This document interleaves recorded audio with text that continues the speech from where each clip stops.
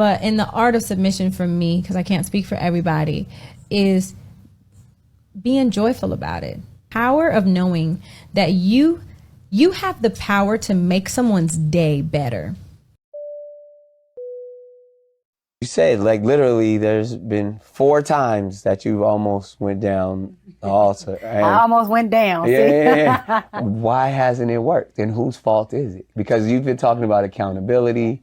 You've been talking about high functioning. And you literally told me in my situation, because of the type of high functioning and low functioning people I'm choosing. Yep. Why hasn't it worked for you? For the first few, I was low functioning.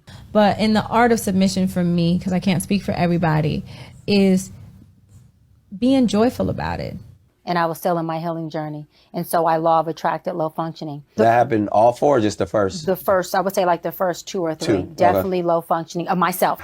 I'm not married, right? I have beautiful children. How many? 8.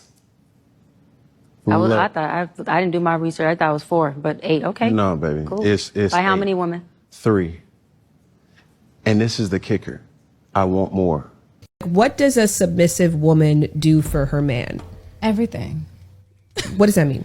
You know, like packing his bag, unpacking his bag, just making sure all the things that he wants. And like, I pretty much read his mind. My desire to get married is lower than my fear of divorce.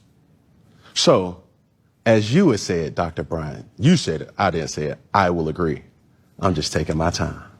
And so this is why I say it's not their fault. Right. Because these men wasn't no infidelity. You know, they weren't beating on me. I attract good men, but I wasn't in the space of being ready to marry them. But I needed them to be good for me, Nick, because I needed something good to be reflected on me for my healing journey. So it's like, if I know you and I study you, like I know how you are in the morning, I know how you are about midday, I know when you're in this mood, what you need. Like before you can ever ask me for something, I'm already on it.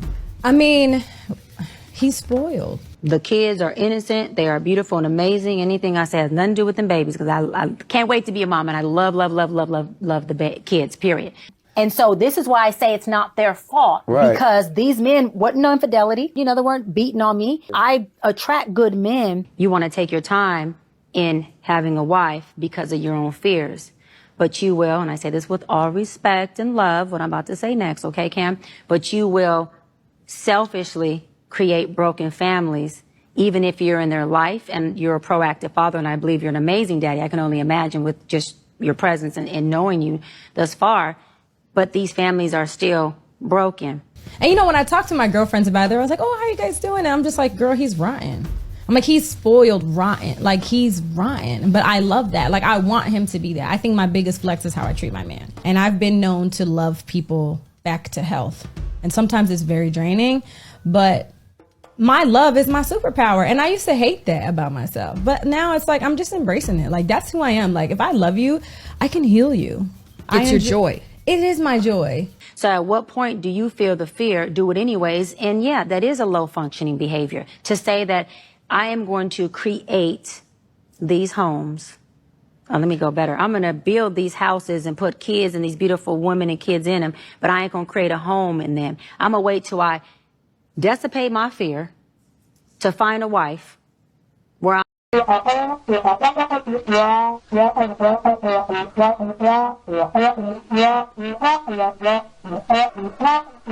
know, I love to see him eating the meal that I cooked. I love seeing him sleep easy. Every night, like clockwork, I scratch this man's back to sleep. And I know when he's asleep because I can tell when his breathing changes. And some people might think that's psychotic, but that's like, I just know that's when I'm like, oh, I can stop now. But I find joy in being your rest. I know a lot of people are making reactions on this particular interview, but as people always say, don't listen to what people say, watch what they do. And the writing on the wall is pretty clear.